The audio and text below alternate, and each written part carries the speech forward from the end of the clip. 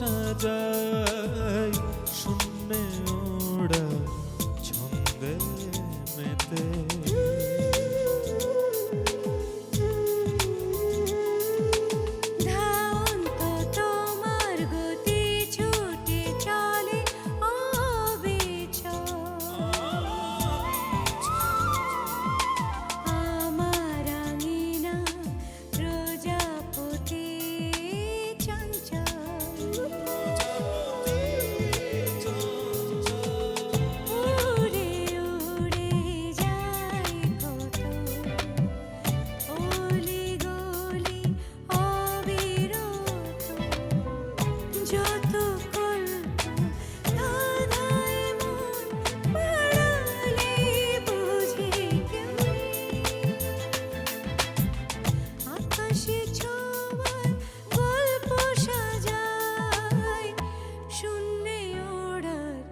ছন্দে মেতে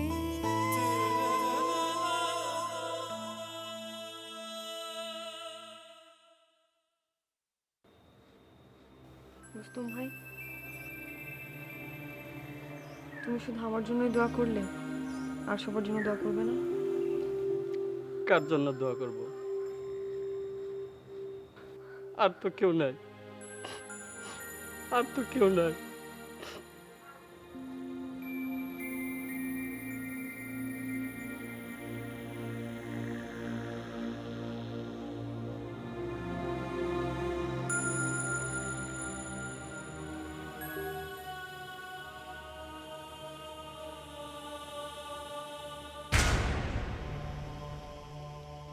May I come in? Yes.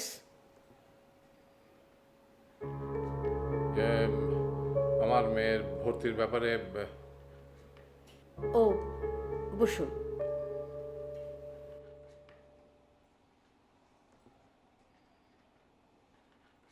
কি নাম? দীপাবলি। পুরো নাম?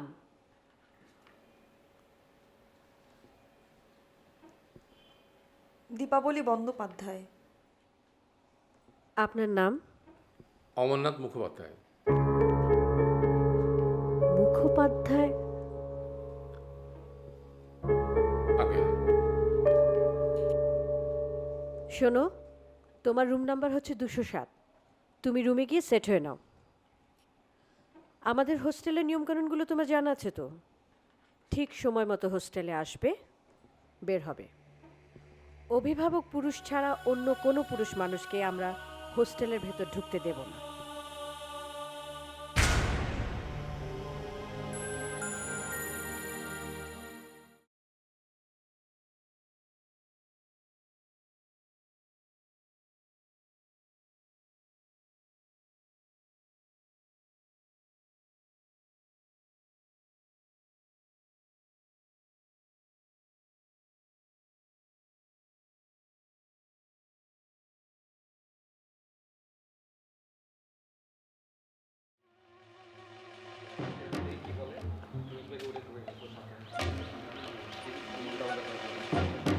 পলকদা, পলকদা, ও পলকদা,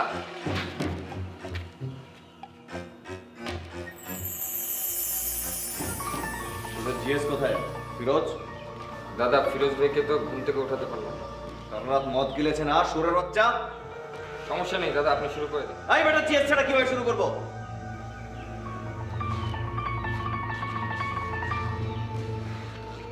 কোথায় জিএস হয়ে ডিসিশন মেকার হবে তা না, এখনই মজা হচ্ছে। দাদা আপনিই বলেন কি করতে হবে। ফিরোজ ভাই তো আপনার উপর কোনো কথা বলে না। এই তুইও তো আমার উপর কথা বলিস না, তুই এখানে কেন এসেছিস বল? এই সম্রাট, আমাদের এই মিটিংটা কবে থেকে ফিক্স ছিল বল? তাহলে ও কেন আসলো না? আমি সভাপতি না? তুই যা, এখনই যা, গিয়ে বল সভাপতি ডেকেছে। ও যদি না আসে, সাধারণ সম্পাদক থেকে সাধারণ মানুষে পরিণত হবে কিন্তু। জি যাচ্ছি।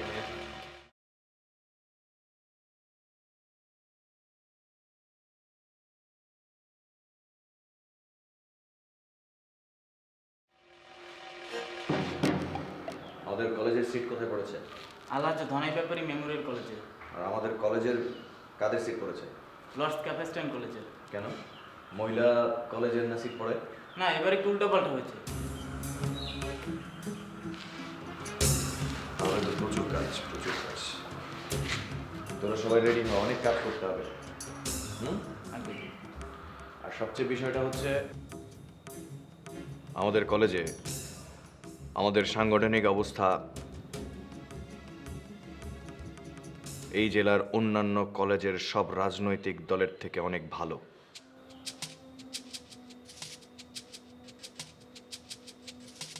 কিন্তু সমস্যা হচ্ছে সবাই তো এসে আমাদের সামনে মাথা নিচু করে প্রভুত্ব স্বীকার করবে না।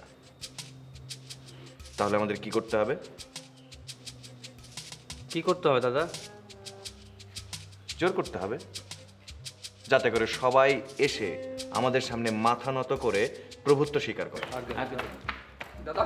কি ব্যাপার, তোকে না পাঠালাম ফিরোজকে আনতে? জি দাদা, একটা খবর আছে। কি? দাদা, দীপাকে দেখলাম ক্যাম্পাসে। ক্যাম্পাসে? হ্যাঁ, ও মনে হয় প্রবেশপত্র নিতে ঢুকেছে।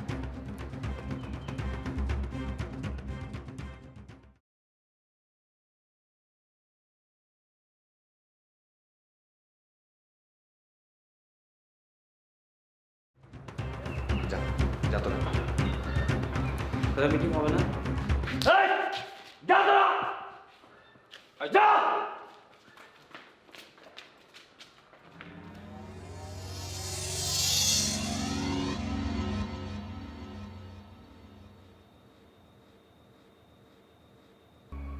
মিঠু, ডাক্তার ওষুধপত্র দিয়েছে? হ্যাঁ দিয়েছেন, কিন্তু ওষুধের থেকে তো ব্যায়ামই বেশি। ব্যায়াম?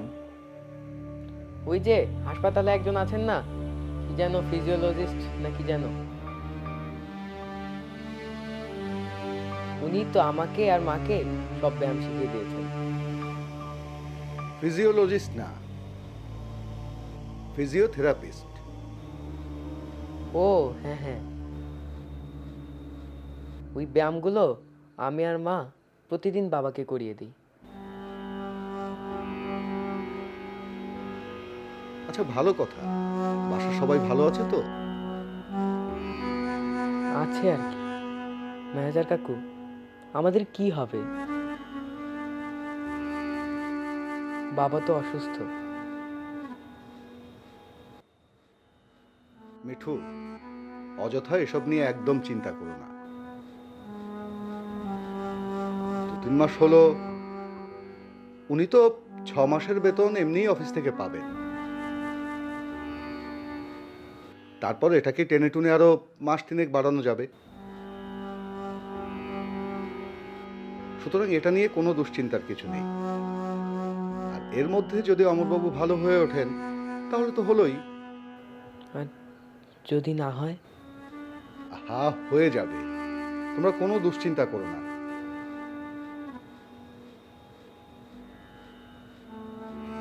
শোনো মিঠু, মাকে বলো একদম যেন দুশ্চিন্তা না করে, আর সব সময় মায়ের পাশে পাশে থাকবে, ঠিক আছে? অমরবাবু, আমি আজ তাহলে আসি।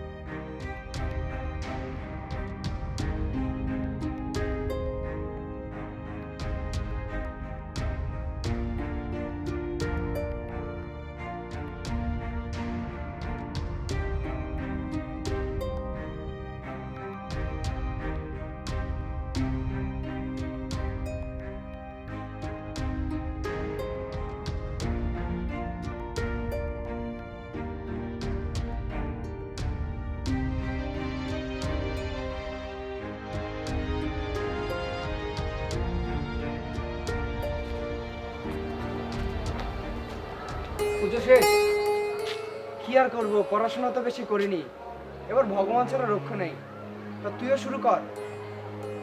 কোথায় গিয়েছিলি রে?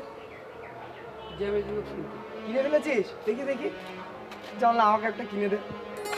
না, আজকে আর ওদিকে যাবো না, অনেক রিভিশন বাকি আছে। কিন্তু কলেজে তো যেতে হবে, প্রবেশপত্র তুলতে হবে। আজকে আর যাবো না, কালকে তুলবো।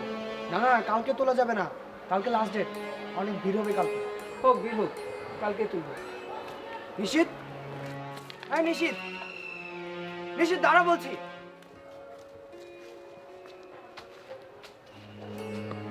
বস। হ্যাঁ বস তো। কি হয়েছে তোর? না তেমন কিছু না। তেমন কিছু না মানে কি হয়েছে আমাকে বল। বললাম তো কিছু না। আমাকে বল। ওদিন কেমিস্ট্রি স্যারের কাছে সাজেশন দিতে গেলাম না, দীপার কথা খুব মনে পড়ে গেল। ওই স্যারের কাছেই তো আমরা ওকে নিয়ে গিয়েছিলাম। হ্যাঁ জানিস, খুব অবাক হলাম। স্যার দীপার কথা একটা বারও জিজ্ঞেস করলো না, অথচ দুদিন পর ইন্টার পরীক্ষা। আমরা মানুষরা যে কেন এত স্বার্থপর হয়ে যাই জানি না। বাদ দে না, আমি তো অত কিছু মনে রাখিনি। তোর মনে না থাকলেও আমারও মনে আছে। আমি ওকে ভুলিনি। আন্দোলনে যোগ দেয়নি বলে ও আমাদের উপর রাগ করেছে। রাগ তো করারই কথা, পুরো কলেজে একমাত্র আমরাই তো ওর বন্ধু ছিলাম। অথচ কাজের সময় আমরা ভয়ে দূরে চলে গেলাম। সে দুঃখে সে কলেজ ছেড়ে চলে গেছে। হুট করে একদিন যে কোথায় চলে গেল কেউ জানে না। আরে না না, ব্যাপারটা সেটা না, তুই ভুল ভাবছিস নিশিত। মানে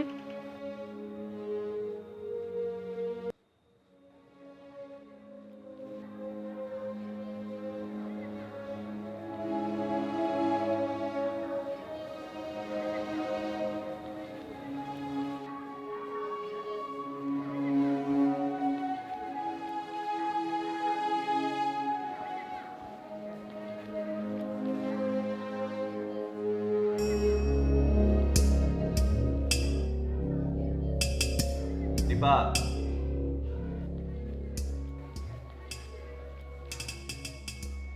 ভালো আছো?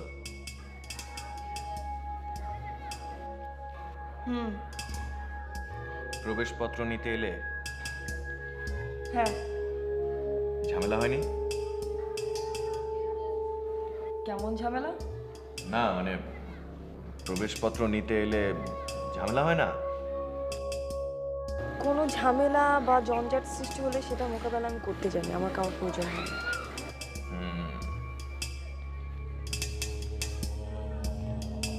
দীপা,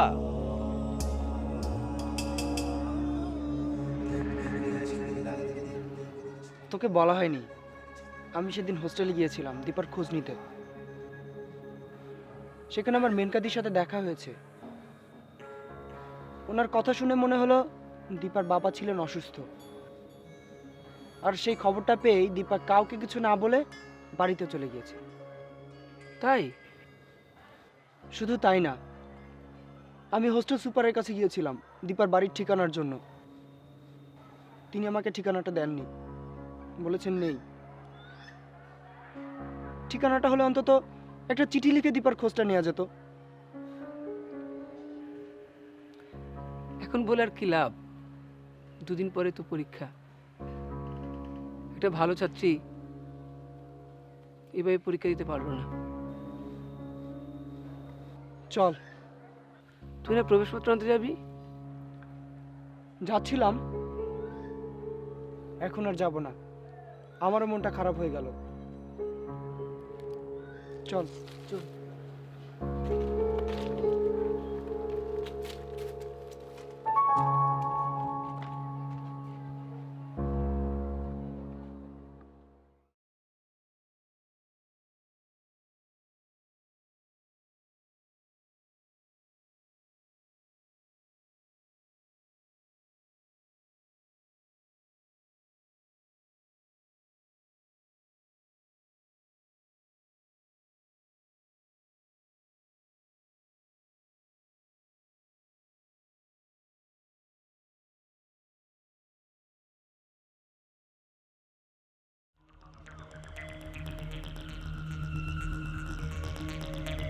দীপা, আমি তোমাকে দাঁড়াতে বলছি।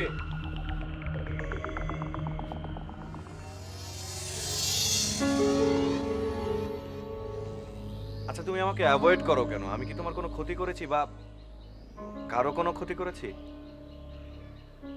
কারো কোনো ক্ষতি করেননি, হ্যাঁ, কিন্তু আমি তো আপনার সাথে কথা বলতে আগ্রহী না। তোমাকে একটা ধন্যবাদ দেওয়ার আছে আমার পক্ষ থেকে। ঠিক কি উপলক্ষে? ওই যে আমার কথা শুনলে। আমি এই মুহূর্তে মনে করতে পারছি না যে আমি আপনার কোন কথাটা শুনলাম। সবই তো শুনলে। মানে মানে তুমি আমার কথা অনুযায়ী পড়াশোনা নিয়ে ব্যস্ত হয়ে পড়লে, হোস্টেল ছেড়ে চলেও গেলে, আমার বিরুদ্ধে অযৌক্তিক বিদ্রোহ করার পায়তারা করছিলে, সাহসে কুলায়নি বলে বন্ধ করে দিলে, কিন্তু কথা তো শুনলে। তো সেজন্য আমি যদি তোমাকে একটা ধন্যবাদ না দেই, নিজের কাছে নিজে ছোট হয়ে যাব না? আপনার এতগুলো তথ্যের মাঝখান থেকে শুধু একটি তথ্যই সত্য, যে আমি হোস্টেল থেকে চলে এসেছি। বাকিগুলো হয়তো আপনি আপনার উপলব্ধি থেকে তৈরি করেছেন, কিন্তু তার মাঝেও খানিকটা খাদ রয়েছে। খাদ? আমার ভেতরে খাদ? তুমি কি একটু যত্ন করে আমাকে বুঝিয়ে দেবে? নিশ্চয়ই, এটা তো আমার গুরুতর দায়িত্ব। দায়িত্বটা পালন করো। আপনি নিশ্চয়ই ভাবছেন যে আপনার বিরুদ্ধে আন্দোলন করতে না পেরে আমি ভয়ে বা হতাশ হয়ে হোস্টেল ছেড়ে চলে এসেছি। ভুল। আমার কিছু পারিবারিক সমস্যা ছিল, আজও আছে। যে মানুষটার জন্য মায়া, রূপাদি, শিলাদি, বেলায়েত ভাইয়ের জীবন ধ্বংস হয়ে গেছে, তার বিরুদ্ধে আমার অবস্থান আজও একই। আমি আমার শেষ মুহূর্ত পর্যন্ত চেষ্টা করব, যতটুকু আমার সাধ্যে বলে। বুঝতে পেরেছেন পল্লবদা? জি দীপা ম্যাডাম। যাই। আসি বলতে হয়। ও, ধন্যবাদ।